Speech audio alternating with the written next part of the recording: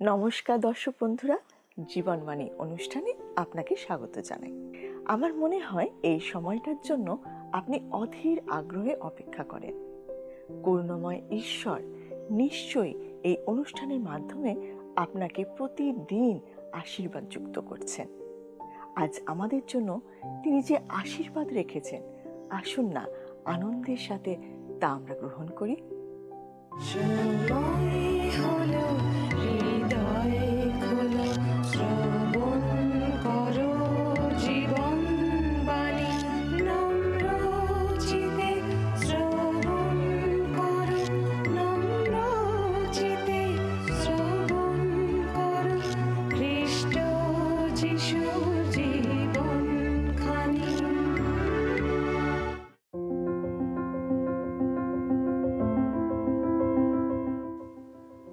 ঈশ্বরের বাক্য আমাদেরকে ন্যায় ও সততার পথে জীবনে এগিয়ে যেতে সাহায্য করে।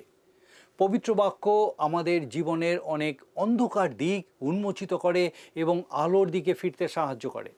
বর্তমানে আমরা সাধু পৌলের লেখা থিসলনিকীয় মণ্ডলীর প্রতি প্রথম পত্র নিয়ে আলোচনা করছি।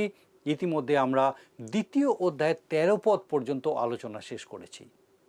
থিসলনিকিতে প্রচারের জন্য সাধু পৌল এবং তার সঙ্গীদের কত কষ্ট সহ্য করতে হয়েছিল, কত পরিশ্রম করতে হয়েছিল, সেই বিষয়ে আমরা দেখেছি। আরও দেখেছি যে সেই মণ্ডলীর লোকেরা তাদের কথা শুনেছিল এবং প্রভু যিশুকে বিশ্বাস করে তার দ্বিতীয় আগমনের অপেক্ষায় ছিল। আমরা আরও দেখেছি সাধু পৌল বলছেন, কোনো অসৎ উদ্দেশ্য, কোনো প্রকার জাগতিক লাভ তাদেরকে এই কাজে অনুপ্রাণিত করেনি, কিন্তু জীবন্ত ঈশ্বরকে সন্তুষ্ট করার জন্যই তারা খ্রিস্টকে প্রচার করেছিলেন।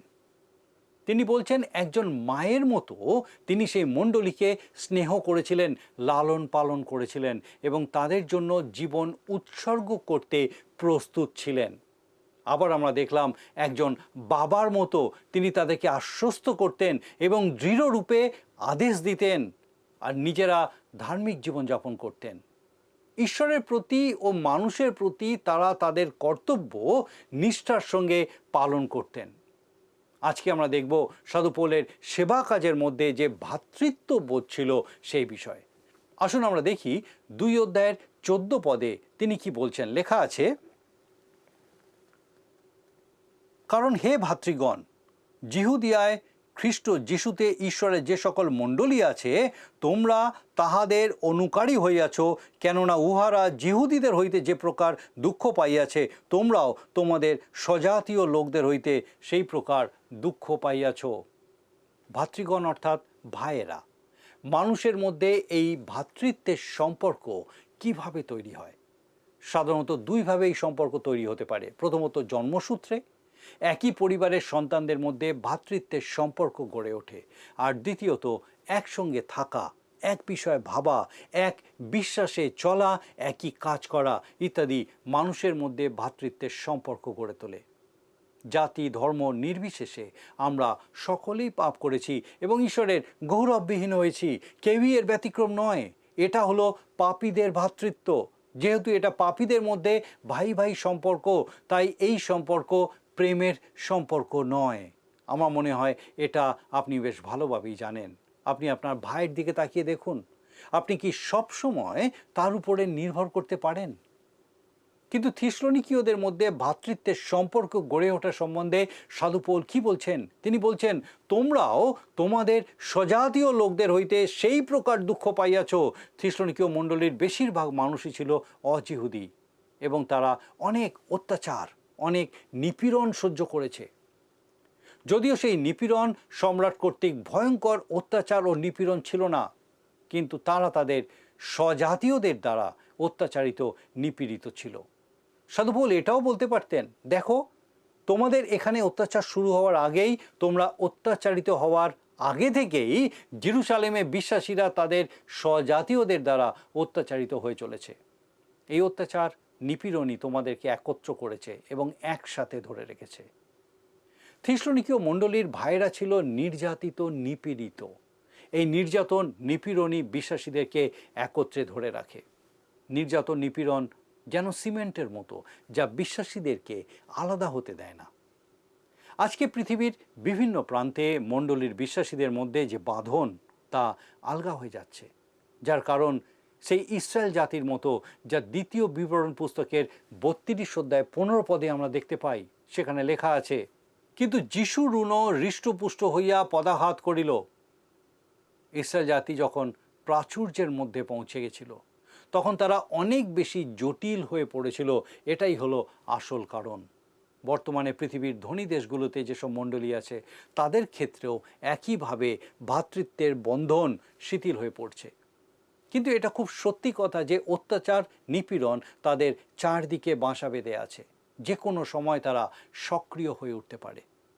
এখন অনেক মণ্ডলীর মধ্যে বিশ্বাসীদের পুনর্জাগরণের জন্য প্রার্থনা হয়, যাকে সাধারণত আমরা উদ্দীপনা সভা বলে থাকি।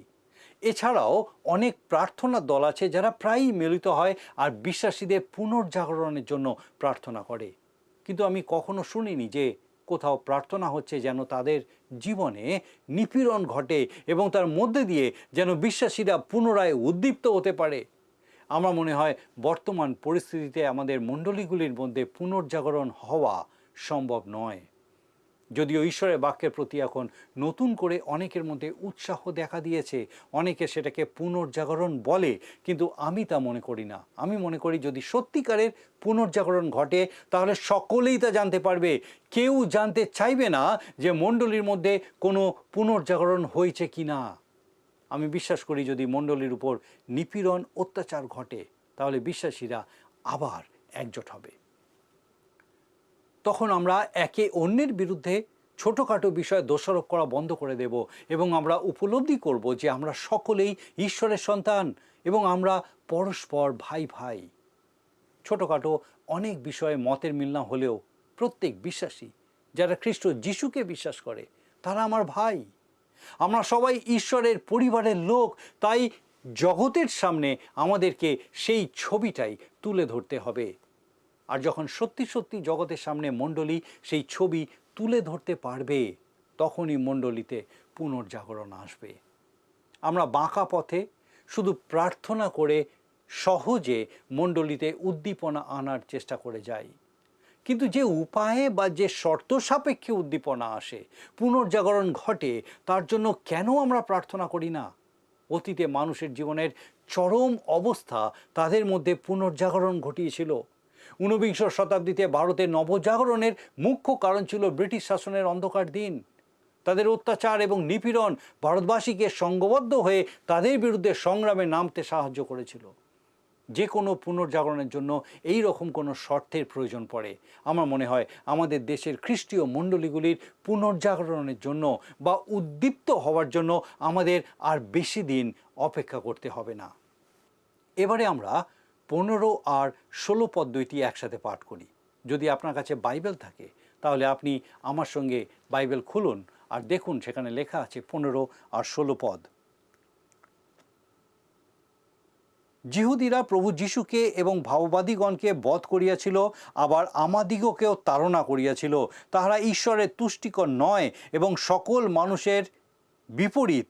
তাহারা আমাদিগকে পরজাতীয়দের পরিত্রাণের জন্য তাহাদের কাছে কথা বলিতে বারণ করিতেছে। এইরূপে সতত আপনাদের পাপের পরিমাণ পূর্ণ করিতেছে, কিন্তু তাহাদের নিকটে চূড়ান্ত ক্রোধ উপস্থিত হইল। এই অংশটাকে আমি পবিত্র শাস্ত্রের একটা উল্লেখযোগ্য অংশ বলে মনে করি। এটা একটা মহৎ নীতিকে প্রকাশ করে। ঈশ্বর অধর্মীদের পাপের পরিমাণ পূর্ণ হওয়া পর্যন্ত অপেক্ষা করেন। যেমন ভাওবাদীরাও বিভিন্নভাবে বলে গেছেন যে অধর্মের পানপাত্র সম্পূর্ণ হতে হবে। আমরা চলতি ভাষায় বলি পাপের ঘড়া কানায় কানায় পূর্ণ হয়েছে। ঈশ্বর পাপের ঘড়াকে পূর্ণ হতে দেন। তিনি এটা হতে দেন যেন দিয়াবল বা শয়তান কখনো বলতে না পারে ঈশ্বর আমাকে কোনো সুযোগ দেননি, আমি তো আমার সর্বশক্তি প্রয়োগ করতে পারিনি, ঈশ্বর আমাকে সেটা করতে দেননি। আমার মনে হয় প্রকাশিত বাক্যে যেভাবে উল্লেখিত আছে সেই মহাক্লেশের সময় ঈশ্বর শয়তানকে তার পূর্ণ শক্তি প্রয়োগের সুযোগ দেবেন। এই অংশে আমরা পরিষ্কার দেখতে পাচ্ছি যে যিহুদিরা কিভাবে সুসমাচারের বিরোধিতা করেছিল। তারা অনেক ভাওবাদীকে বধ করেছিল, এমনকি তারা প্রভু যীশু খ্রিস্টকেও ক্রুশে হত্যা করেছিল। তারপর তার শিষ্যদের প্রতিও তাড়না করেছিল এবং সাধু পৌল সেই তাড়নাকারীদের মধ্যে একজন ছিলেন। মন পরিবর্তনের পর সাধু পৌল একজন জিহুদি হয়েও জিহুদিদের সেই পাপের কথা বলছেন। তারা এখনো মন পরিবর্তন করেনি, তাই তাদের জন্য অপেক্ষা করছে সেই ক্রোধের দিন, সে মহাক্লেশ। আজও অনেক জায়গায় সুসমাচারের বিরোধিতা হচ্ছে আর ঈশ্বরের ক্রোধ তাদের জন্য সঞ্চিত হচ্ছে। তাই যারা সুসমাচারের বিরোধিতা করে তাদের কাছে বেশি করে সুসমাচার প্রচারিত হওয়া উচিত, যেন তারা মন পরিবর্তনের সুযোগ পায় আর সেই ক্রোধের দিনকে এড়িয়ে যেতে পারে। আসুন আমরা দেখি 17 পদে লেখা আছে, আর হে ভাতৃগণ, আমরা অল্পকালের জন্য হৃদয় নয় কেবল প্রত্যক্ষে তোমাদের হইতে বিরহিত হইলে পর অতিশয় আকাঙ্ক্ষা সহকারে তোমাদের মুখ দেখিবার নিমিত্ত আরও অধিক যত্ন করিয়াছিলাম। এখানে আবার বলা হচ্ছে ভাতৃগণ, এটাই হলো প্রকৃত ভ্রাতৃত্ব। খ্রিস্ট বিশ্বাসীদের প্রকৃত ঐক্যের আন্দোলন এটাই। যদি কেউ প্রভু যিশুতে থাকে তাহলে অন্য আরও যারা খ্রিস্ট যিশুতে আছে তারা তার ভাই। যারা খ্রিস্টবিহীন তাদের সম্পর্ক পাপীদের ভ্রাতৃত্বের সম্পর্ক। সাধু পৌল বলছেন, অল্পকালের জন্য হৃদয়ে নয় কেবল প্রত্যক্ষে তোমাদের হইতে বিরহিত হইলে পর। কি সুন্দর কথা, তাই নয় কি? তিনি থিসলনিকি থেকে চলে গেছেন, কিন্তু তার মন, তার হৃদয় সেখানেই পড়ে আছে। তিনি তাদেরকে ছেড়ে যেতে চাননি আর এখন চাইছেন আবার তাদের সাথে মিলিত হতে। পরে অবশ্য তিনি তাদের সাথে পুনরায় মিলিত হয়েছিলেন। আসুন এখন আমরা এর পরের পদটা পাঠ করি। 2 পদে দেখি সাধু পৌল বলছেন, কারণ আমরা, বিশেষত আমি পৌল, একবার ও দুইবার তোমাদের কাছে যাইতে বাঞ্ছা করিয়াছিলাম, কিন্তু শয়তান আমাদের বাধা দিল। সাধু পৌল আত্মিক দিক থেকেও খুব বিচক্ষণ ছিলেন। তিনি শয়তানের পরিকল্পনা দেখতে পেলেন। তিনি যেন থিসলনিকিতে যেতে না পারেন তার জন্য শয়তান বাধা সৃষ্টি করছে। আসলে এখানে শয়তান বলতে প্রতিবন্ধকতাকে বোঝানো হয়েছে। আজও একইভাবে প্রকৃত ঈশ্বরের বাক্য যে সমস্ত অনুষ্ঠানের মাধ্যমে বিভিন্ন জায়গায় বিভিন্নভাবে প্রচারিত হয়, সেই সব ক্ষেত্রে শয়তান বাধা সৃষ্টি করে।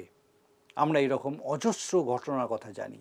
কখনো কখনো এরকমও হয়েছে যে রেডিও স্টেশনের মাধ্যমে অনেক বড় এলাকা জুড়ে ঈশ্বরের বাক্য প্রচার হতো।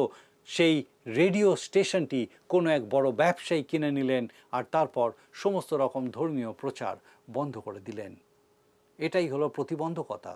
অন্যভাবে বললে শয়তানের কাজ, সে চায় না ঈশ্বরের বাক্য প্রচারিত হোক। এরকম বৃহত্তর ক্ষেত্র ছাড়াও আমাদের ব্যক্তিগত জীবনেও যখন আমরা প্রভুর বাক্যের কাছে আসতে চাই তখন বিভিন্নভাবে এই প্রতিবন্ধকতা সৃষ্ট হয়।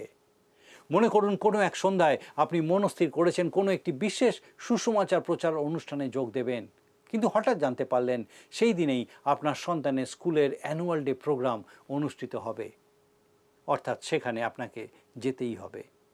অথবা আপনি রবিবার সকালবেলায় উপাসনায় যোগ দেওয়ার জন্য মনস্থির করেছেন, কিন্তু জানতে পারলেন যে আপনার এলাকায় ওই দিন সকালবেলাতেই রেশন সংগ্রহ করার শেষ দিন। তাই আপনাকে রবিবার সকালে উপাসনার পরিবর্তে হয়তো রেশন দোকানে যেতে হবে।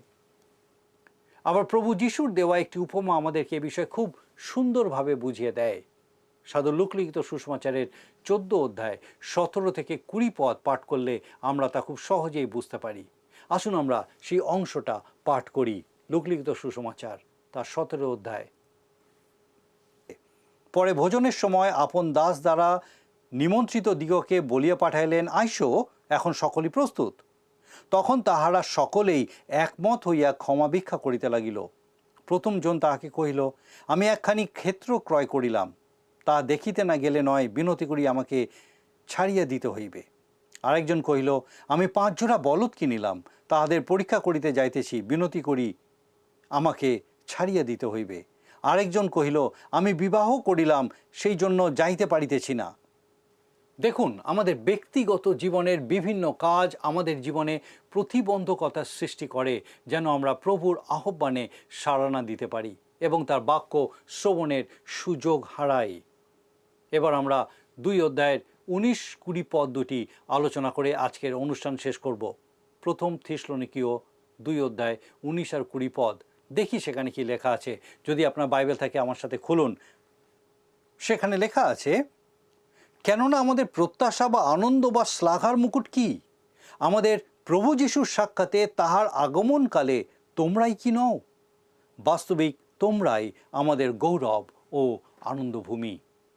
সাধু পৌল তার এক মহান প্রত্যাশার কথা এখানে বলছেন। তিনি আশা করেন যখন প্রভু যীশু খ্রিস্ট তার মণ্ডলীকে সঙ্গে নিয়ে যাওয়ার জন্য আসবেন, সেই সময় তিনি এই লোকদেরকে, যাদেরকে তিনি প্রভুর পথে নিয়ে এসেছেন, তাদেরকে দেখতে পাবেন। থিসলনিকীয় মণ্ডলীর বিশ্বাসীরা, যাদেরকে তিনি প্রভু যীশুর নামে লাভ করেছেন, তারাই সবসময় তার প্রকৃত আনন্দের কারণ এখানে এই পৃথিবীতে, এবং সেই নতুন পৃথিবী যার অপেক্ষায় আমরা আছি সেখানেও। স্বর্গের পথে যারা চলেছেন তাদের মধ্যে এমন কেউ কি আছেন যিনি আপনাকে ধন্যবাদ দিয়ে বলবেন, আপনি আমার কাছে প্রভুর বাক্য প্রচার করেছিলেন, তাই আমি যিশুর বিষয়ে জানতে পেরেছিলাম, আর তিনি আমাকে তার রাজ্যের জন্য মনোনীত করেছেন? যদি এরকম কেউ থাকে যাকে আপনি কোনোদিন দেখেননি, যাকে আপনি চেনেন না, হয়তো পৃথিবীর অন্য কোনো প্রান্তের মানুষ এসে আপনাকে ধন্যবাদ দেবে, কারণ আপনি প্রভুর বাক্য সম্প্রচারিত হওয়ার জন্য কোনো না কোনোভাবে সাহায্য করেছেন। তিনি আপনাকে ধন্যবাদ দেবেন কারণ ঈশ্বরের বাক্য ছড়িয়ে পড়ার প্রতি আপনি উৎসাহ দেখিয়েছিলেন, এবং সেই জন্য ঈশ্বরের বাক্য তার কাছে পৌঁছেছিল, আর সেই ব্যক্তি উদ্ধার পেয়েছিল। সেটাই আমাদের পুরস্কার। স্বর্গে আমরা যে সমস্ত পুরস্কার পাবো তার মধ্যে এগুলোও থাকবে। আমাদের সেগুলোকে চিনতে হবে। প্রভু যীশু খ্রিস্ট তার মণ্ডলীকে এই পৃথিবী থেকে বার করে নিয়ে যাওয়ার জন্য আসবেন, সেই দিকে তাকিয়ে থাকাটা এক অপূর্ব সুন্দর প্রত্যাশা। আর তার থেকেও বড় বিষয় যখন আপনি জানতে পারবেন যে আপনার সাক্ষ্যের কারণে অন্য কেউ একজন যীশু খ্রিস্টকে বিশ্বাস করেছিল এবং যীশুর সাথে মিলিত হওয়ার জন্য আপনার সঙ্গে একসঙ্গে চলেছেন। আজকে আমরা প্রথম থিসলনিকীয় পত্রের 2 অধ্যায়ের আলোচনা শেষ করলাম। আমরা এই অংশে বিশেষভাবে দেখেছি যে প্রভুর সেবা কার্যে ভ্রাতৃত্ববোধের মূল্য, ঈশ্বরীয় পরিবারের সদস্যদের মধ্যে ভ্রাতৃত্বের সম্পর্ক থাকা উচিত। খ্রিস্ট বিশ্বাসীদের মধ্যে এই সম্পর্ক ঈশ্বরের বাক্য প্রচারে প্রত্যক্ষ রূপে কাজ করে। প্রভু যিশুর নামের জন্য যারা অত্যাচারিত, নিপীড়িত হয়, তাদের মধ্যে এই ভ্রাতৃত্ববোধ আরও দৃঢ়ভাবে জেগে থাকে। সাধু পৌলের মধ্যে থিসলনিকীয় মণ্ডলীর সভ্যদের প্রতি সেই ভ্রাতৃত্ববোধ ছিল। তিনি জানতেন থিসলনিকিতে তার প্রচারের মাধ্যমে যারা প্রভু যিশুতে বিশ্বাসী হয়েছিল, তারা দ্বিতীয় আগমনে প্রভু যিশুর সাথে মিলিত হবে। আর পৌলের জন্য সেটাই ছিল সবচেয়ে আনন্দের বিষয়। আমার আপনার জীবনে কি সেই প্রত্যাশা, সেই আনন্দের বিষয় আছে? যদি না থাকে তাহলে এখনও সময় আছে। আসুন আমরা প্রভুর বাক্যের বাধ্য হই, তার সুসমাচার প্রচারে অংশ নিই। আপনাকে অনেক ধন্যবাদ যে এতক্ষণ আপনি আমাদের সঙ্গে এই অনুষ্ঠানে জুড়ে আছেন, ঈশ্বরের বাক্যের এই আলোচনা শুনছেন। আসুন প্রার্থনায় যাই। স্বর্গীয় পিতা, তোমার ধন্যবাদ, তোমার স্তুতি করি, আমাদেরকে এই অদ্ভুত সুন্দর সুযোগ দিয়েছ। তোমার জীবন্ত বাক্যের সান্নিধ্যে নতুনভাবে তোমার ইচ্ছা, উদ্দেশ্য আমাদের জীবনে উপলব্ধি করতে দিয়েছ। ধন্যবাদ দিই আমাদের সে প্রত্যেক দর্শক বন্ধুর জন্য। প্রভু, তোমার পবিত্র পরাক্রমে প্রত্যেককে স্পর্শ করো, এবং পিতাগো তোমার এই সত্যে প্রত্যেককে পূর্ণ রাখো, এগিয়ে চলতে সাহায্য করো। বিশেষ করে সে প্রত্যেক পরিবারকে তোমার পবিত্র পরাক্রমে তোমার আশীর্বাদে পূর্ণ করো। সে ব্যক্তি বা পরিবার যদি পিতাগো এই সময় কোনো রকম কষ্টের মধ্যে দিয়ে যাচ্ছেন, কঠিনতার মধ্যে দিয়ে যাচ্ছেন, পিতাগো তোমার পরাক্রমে তোমার উপস্থিতি যেন তারা উপলব্ধি করতে সমর্থ হন। প্রভু, তারা একা নয়, তুমি তাদের ছেড়ে দাওনি, তুমি তাদের সঙ্গে আছো, ধরে রেখেছো। তোমাতে স্থির থাকতে সাহায্য করো, বিশ্বাসের নির্ভরশীলতায় বেড়ে উঠতে সাহায্য করো, যে পিতা তুমি তাদেরকে বহন করে নিয়ে যাচ্ছ, এবং সেই কষ্টের দিন তাদের জীবনে শেষ হতে চলেছে, কারণ তোমার সেই নতুন আশা, নতুন আলো তাদের জীবনে উদয় হতে চলেছে। প্রভু, তোমার ধন্যবাদ দিয়ে আরেকটি বার আমাদেরকে সুন্দর সুযোগ দেওয়ার জন্য। তোমার যিশু নামে ভিক্ষা, দয়া করে শ্রবণ ও গ্রহণ করো। আমেন।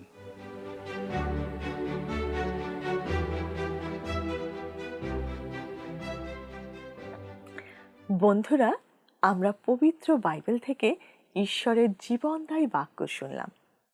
শাস্ত্র বলে বাক্য নিষ্ফল হয় না, আর তাই আমি বিশ্বাস করি আর যে বাক্য আপনি শুনেছেন তা আপনার জীবনে ফলপ্রসূ হবে। আপনার কোনো প্রশ্ন থাকলে আপনি টিভি স্ক্রিনে দেওয়া নাম্বারে আমাদের তা জানাতে পারেন। আমরা চেষ্টা করব আপনার প্রশ্নের উত্তর দিতে। এখন আমরা প্রশ্ন উত্তর পর্বে যাই এবং শুনে নিই আজকের দিনের প্রশ্ন। প্রিয় বন্ধু, আসুন আমরা আজকের প্রশ্ন উত্তরে আসি। গতকালের প্রশ্নের উত্তর অপশন ডি, ঈশ্বরের। আজকের প্রশ্ন, প্রভু যীশুকে কারা হত্যা করেছিল? অপশন এ, রাজা হেরোদ, বি, রোমীয় শাসনকর্তারা, সি, রোমীয় সেনারা, ডি, যিহুদিরা। প্রিয় বন্ধু, এই প্রশ্নের উত্তর আগামীকাল সন্ধ্যা 6টার মধ্যে option A, B, C, D সহকারে আপনার নাম ও সম্পূর্ণ ঠিকানা সহ 9433497235 এই নম্বরে SMS বা লিখে পাঠাবেন।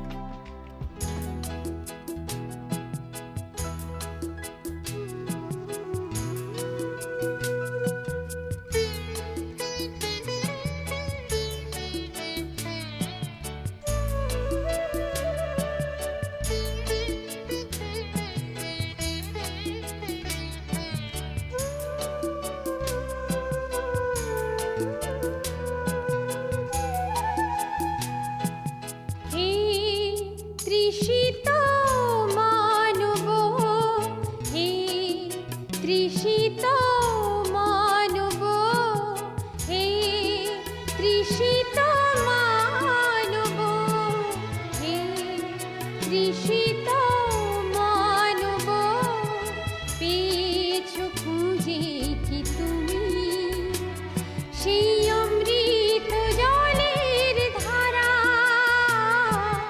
পেয়েছো খুঁজে কি তুমি সেই অমৃত জলের ধারা? হে তৃষিত মানব, হে তৃষিত মানব।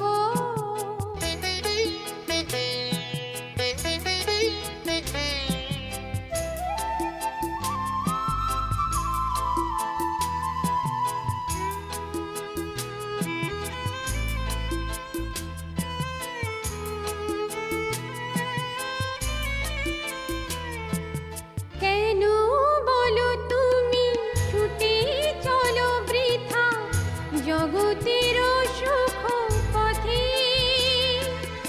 জগতের সুখ পথে এ পথ যাবে না কোনো দিনও যেন চিরন্তন সত্য পথে।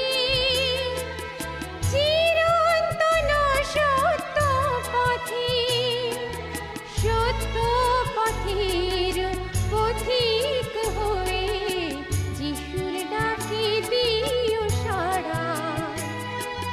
হে তৃষিত মানব, হে তৃষিত মানব।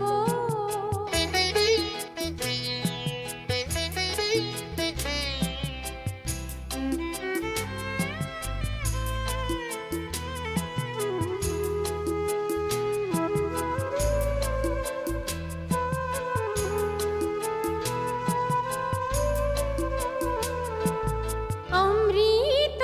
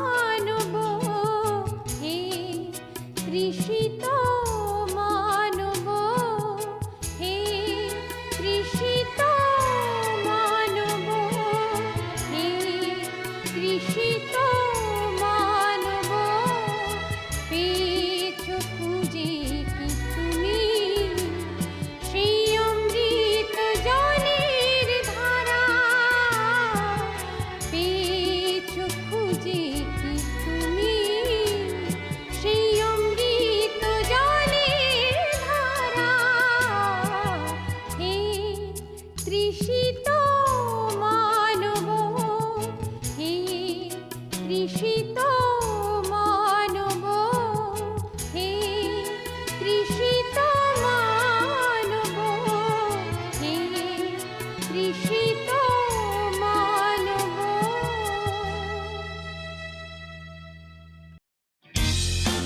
যদি আপনার এই অনুষ্ঠান ভালো লেগে থাকে তাহলে এই নম্বরে একটি মিসড কল করুন। তাহলে আপনি পরের বারের বিজয়ী হতে পারেন।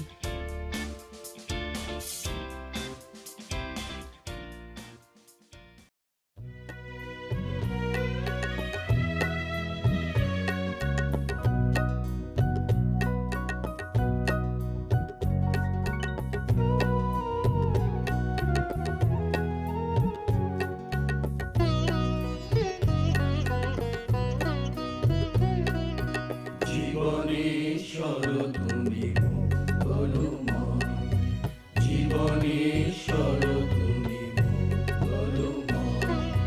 তোমারি চরণে নমি, তোমারি আবেশে ভ্রমি, অকৃপণ আলো দানে আলোক হৃদয়, অকৃপণ আলো দানে আলোক হৃদয়।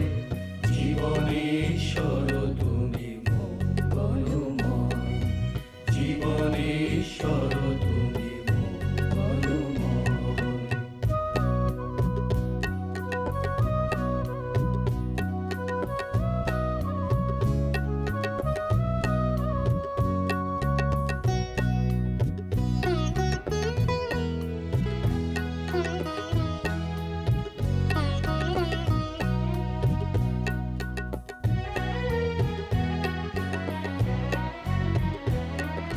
সুন্দর ভুবনের সকলই তোমার, জড়ানো সকল খানি করুণা অপার।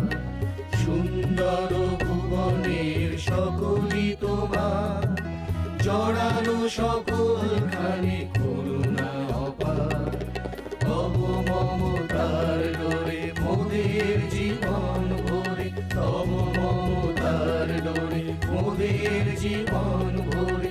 বাধা পড়ে থাক যত সুখের সময়, জীবনেশ্বর তুমি মঙ্গলময়, জীবনেশ্বর তুমি মঙ্গলময়।